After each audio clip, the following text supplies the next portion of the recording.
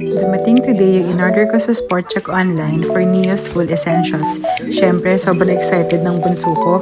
Kasama ko kaya siyang namili ng mga yan. Matagal na actually yung tatlong items na yan sa cart ko. Tapos biglang nag 40% off lahat ng yan. Kaya chinek out ko na agad. Yung backpack pala ni Neo from $35 naging $20 na lang. Tapos yung lunch bag niya na may kasamang baonan, $12 na lang siya kasi 50% off siya. Yung sapatos naman niya na Adidas, from $60, naging $35 na lang. O di ba bongga, ang laki talaga ng natipid ko.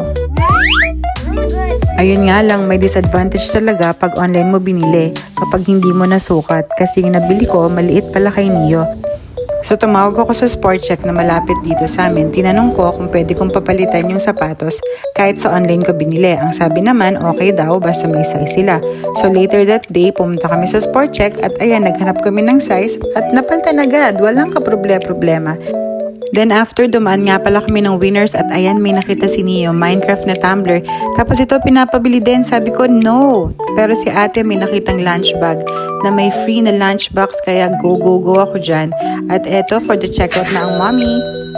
At nagutom na nga ang mga anak ko at para tipid sa Costco kami kumain at doon na rin kami sinundo ni daddy. So that's it for today. Next time ulit. Bye!